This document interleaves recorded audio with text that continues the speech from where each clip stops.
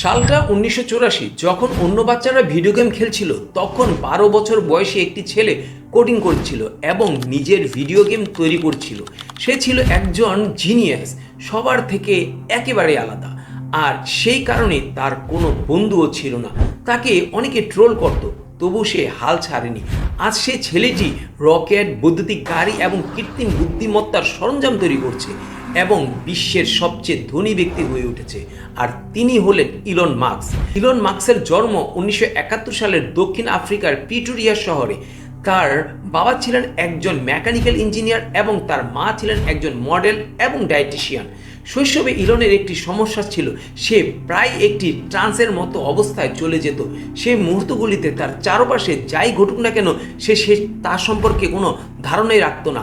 তার বাবা, মা এবং ডাক্তাররা ভেবেছিলেন তার শ্রবণ শক্তিতে কিছু সমস্যা আছে, কিন্তু পরে জানা গেল যে সেই সময়গুলিতে তার মস্তিষ্কে একটি সুপার কম্পিউটারের মতো কাজ করত। সে বাইরের জগতের উপর মনোযোগ হারিয়ে ফেলত এবং তার সমস্ত মস্তিষ্কের শক্তি জটিল ধারণাগুলিকে পরিকল্পনা করতে থাকত। মূলত তার মাথার ভিতরে একটি সম্পূর্ণরূপে কার্যকর বিজ্ঞানী ল্যাব ছিল। এলন ঘন্টার পর ঘন্টা বিশ্বকোষ এবং বিজ্ঞান পরিকল্পনার বই পড়েও সময় ব্যয় করত। এই বইগুলি তাকে অত্যন্ত বুদ্ধিদীপ্ত করে তুলেছিল। একদিন রাতে সে তার চাচাতো ভাইদের সাথে বাইরে খেলছিল। তখন তাদের মধ্যে একজন বলে উঠল সে অন্ধকারকে ভয় পায়। এলন ঠিক তাৎক্ষণিক উত্তর দিল, অন্ধকার কেবল আলোরই অনুপস্থিতি। এলন সর্বদাই যুক্তিসঙ্গত এবং বাস্তব উপায়ে লোকদের সাথে কথা বলত, যার ফলে অন্যান্য বাচ্চারা তাকে অপছন্দ করত। 8 বছর বয়স পর্যন্ত এলনের পরিবার সুখে বসবাস করছিল। এই ছবিটি ঠিক সেই সময়েরই, কিন্তু মাত্র 1 বছর পরই সবকিছু ভেঙে গেল। তার বাবা মায়ের মধ্যে ডিভোর্স হয়ে গেল। এলন সিদ্ধান্ত নিল সে তার বাবার সাথেই থাকবে। 10 বছর বয়সে সে প্রথমবার তার বাবার সাথে একটি শপিং মলে গিয়ে একটি কম্পিউটার দেখতে পায় এবং এটি দেখে সে তার বাবাকে রিকোয়েস্ট করে এই কম্পিউটারটি কিনে দেওয়ার জন্য। অবশেষে তার বাবা তাকে 5 কিলোবাইট মেমোরি সহ এই কম্পিউটারটি কিনে দেয়। এটির সাথে বেসিক প্রোগ্রামিং ভাষা শেখার জন্য একটি ওয়ার্কবুকও সে পেয়ে যায়। সাধারণত এই ওয়ার্কবুকটি 6 মাসের মধ্যে সম্পূর্ণ করার জন্য ডিজাইন করা হয়েছিল, কিন্তু এলন মাত্র 3 দিনের মধ্যে সমস্ত বইটি পড়ে শেষ করে ফেলল। 1984 সালে মাত্র 12 বছর বয়সে এলন সেই কম্পিউটারটি ব্যবহার করে একটি ভিডিও গেম তৈরি করেন এবং এর নাম দেন ব্লাস্টার। এটি ছিল একটি একক খেলোয়াড় স্পেস শুটার গেম, যেখানে খেলোয়াড়রা তাদের স্পেসশিপ ব্যবহার করে ভিনগ্রহী জাহাজ ধ্বংস করে। এমনকি তিনি ব্লাস্টারকে একটি কোম্পানির কাছে $500 বিক্রি করেছিলেন। প্রযুক্তিগতভাবে এইটাই ছিল তার প্রথম ব্যবসা। উচ্চ মাধ্যমিকের মধ্যেই এলন বুঝতে পেরেছিল যে সে অন্যান্য বাচ্চাদের তুলনায় বেশি সক্ষম এবং কেবল একটি দেশই তার দক্ষতার সুবিচার করতে পারে। সে দেশটি ছিল আমেরিকা, কিন্তু তার আগে সে কানাডা যাওয়ার পরিকল্পনা করছিল, কারণ সেখানে তার এক আত্মীয় থাকতেন। এভাবে 17 বছর বয়সে এলন কানাডায় চলে যায়। কানাডায় সে তার চাচাতো ভাইয়ের সাথে থাকতে শুরু করে এবং ছোটোখাটো চাকরি করতেও শুরু করে। সেই সময় এলন কুইন্স ইউনিভার্সিটিতে ভর্তি হন। 2 বছরের মধ্যে তিনি মার্কিন যুক্তরাষ্ট্রের পেনসিলভেনিয়া ইউনিভার্সিটি স্থানান্তরিত হন এবং অবশেষে আমেরিকায় পা রাখেন। 1995 সালে কলেজ শেষ করার পর এলন এবং তার ভাই কিম্বল তাদের নিজস্ব স্টার্টআপ শুরু করতে চেয়েছিলেন।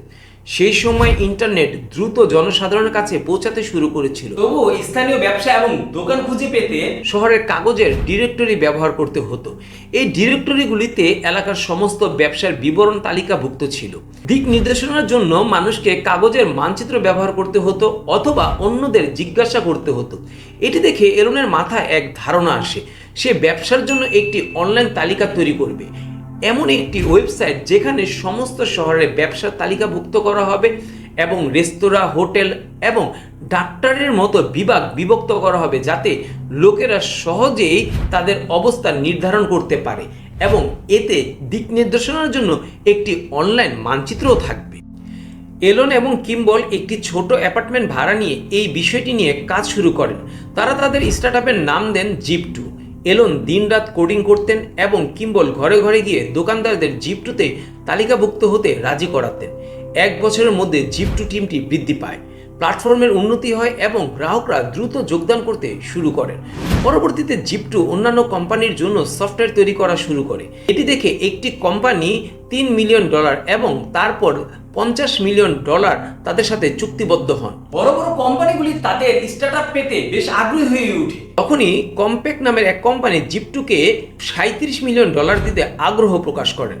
তার শেয়ারের বিনিময়ে ইলন $22 মিলিয়ন পেয়েছিলেন।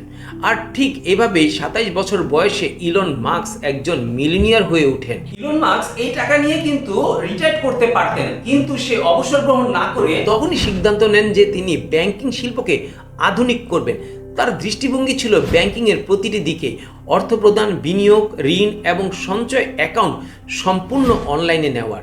এই দৃষ্টিভঙ্গি নিয়ে তিনি $12 মিলিয়ন বিনিয়োগ করেছিলেন এবং 1999 সালে X.com চালু করেছিলেন। কিন্তু সেই সময় মানুষ অনলাইন ব্যাংকিং তো দূরের কথা, অনলাইন কেনাকাটাও অভ্যস্ত ছিল না। এই কারণে আগ্রহীদের আকর্ষণ করা এলন মাস্কের জন্য বেশ কঠিন হয়ে পড়ে। তাই এলন একটি দুর্দান্ত স্কিম নিয়ে আসেন। তিনি যোগদানকারী প্রতিটি নতুন ব্যবহারকারীকে বিনামূল্যে $20 অফার করতে শুরু করেন। এই $20 গ্রাহক তাৎক্ষণিকভাবে খরচ করতে পারতেন। এছাড়া অন্যান্যদের কাছে এই অ্যাপটি রেফার করার জন্য $10 রেফারেল বোনাস দেওয়া হতো। এই কৌশলটি এতটাই সফল হয়েছিল যে মাত্র 2 মাসের মধ্যে X.com এর ব্যবহারকারীর সংখ্যা 2 লক্ষ হয়ে গিয়েছিল। কিন্তু সমস্যা ছিল যে এলন একাই এই কাজটি করেননি।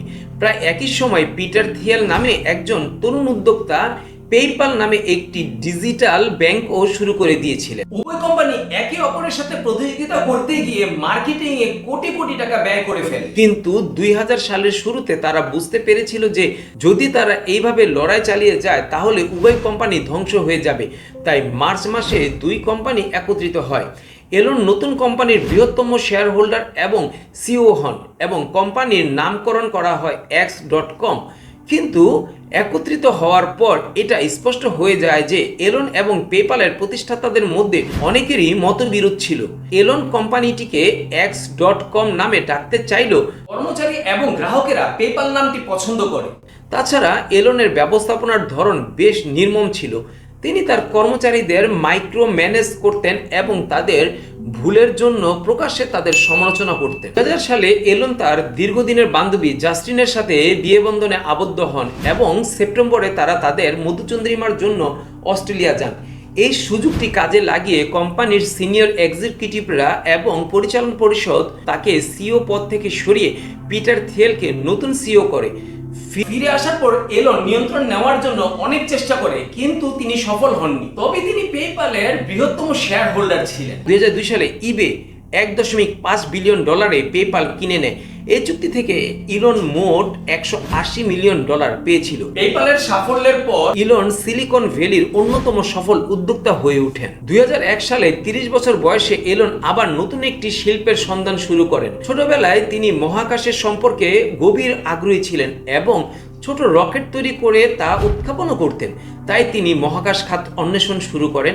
একদিন তার মনে একটি প্রশ্ন জাগে, মানুষ এখনো মঙ্গল গ্রহ অন্বেষণ করে কেন? তিনি নাসার ওয়েবসাইটটি পরীক্ষা করে দেখতে পান যে মঙ্গল গ্রহ অন্বেষণের জন্য নাসার কোনো সুনির্দিষ্ট পরিকল্পনা নেই এবং ঠিক সেই মুহূর্তে তিনি সিদ্ধান্ত নেন যে তার পরবর্তী মিশন হবে মঙ্গল গ্রহ অন্বেষণ করা।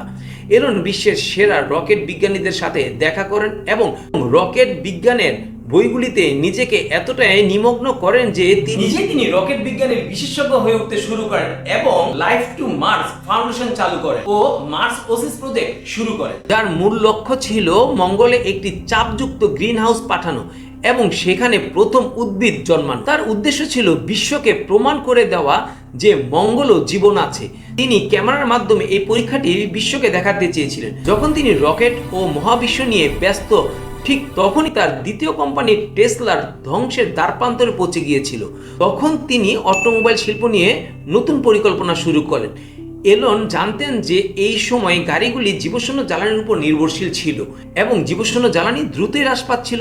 সেই কারণে তিনি ভবিষ্যৎ পরিকল্পনা শুরু করেন বৈদ্যুতিক গাড়ির উপরে। সে সময় কয়েকটি কোম্পানি বৈদ্যুতিক গাড়ি চালু করেছিল, উদাহরণস্বরূপ জেনারেল মোটরস, EV1, কিন্তু ধীর, ব্যয়বহুল এবং কম রেঞ্জের কারণে তারা সবাই ব্যর্থ হচ্ছিল। এরপর অটোমোবাইল কোম্পানিগুলি বৈদ্যুতিক গাড়ি থেকে তাদের মনোযোগ সরিয়ে নেয়। এলন বুঝতে পেরেছিলেন যে বৈদ্যুতিক গাড়িগুলির সফল হতে হলে গতি, পরিসর, দাম এবং উচ্চাকাঙ্ক্ষী মূল্যের দিক থেকে তাদের পেট্রোল গাড়ির চেয়ে ভালো হতে হবে। সৌভাগ্যবশত তিনি একাই দৃষ্টিভঙ্গি নিয়ে কাজ করে এমন একটি স্টার্টআপ খুঁজে পান এবং সেই স্টার্টআপটি ছিল টেসলা মোটরস। টেসলা মার্টিন এবং মার্ক নামে প্রকৌশলীরা শুরু করেছিলেন এবং তাদের ধারণা ছিল রোডস্টার নামে একটি উচ্চ কার্যক্ষমতা সম্পূর্ণ বৈদ্যুতিক স্পোর্টস গাড়ি তৈরি করে। ঐতিহ্যবাহী বৈদ্যুতিক গাড়িগুলিতে সীসা এসিড ব্যাটারি ব্যবহার করা হতো, কিন্তু টেসলা তাদের গবেষণায় আবিষ্কার করেছে যে যদি রোডস্টারকে দ্রুত চার্জ করতে হয় এবং এর রেঞ্জ 300 কিলোমিটার হতে হয়, তাহলে ফোন এবং ল্যাপটপে ব্যবহৃত লিথিয়াম আয়ন ব্যাটারি ব্যবহার করতে হবে। উপরন্তু তাদের পরিকল্পনা ছিল রোডস্টারকে মাত্র 4 সেকেন্ডের মধ্যে 0 থেকে 100 কিলোমিটার ঘন্টা গতিতে নিয়ে যাওয়া। এবং এটি ডিজাইন ও বৈশিষ্ট্যের দিক থেকে অত্যন্ত উন্নত হবে এবং সেই দৃষ্টিভঙ্গি থেকে এলন 2004 সালে টেসলায় $6.5 মিলিয়ন বিনিয়োগ করেছিলেন। আবার সেই সাথে তিনি নতুন আরেকটি প্রজেক্ট চালু করলো 2015 সালে।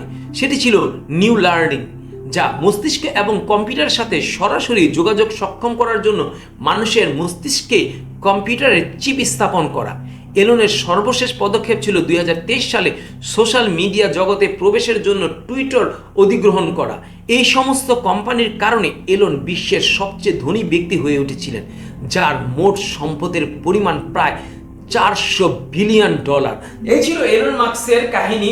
ভিডিওটা যদি ভালো লাগে অবশ্যই একটা লাইক এবং শেয়ার করবেন, আর এরকম আরো অনেক ভিডিও পেতে অবশ্যই আমাদের চ্যানেলটাকে সাবস্ক্রাইব করে রাখবেন।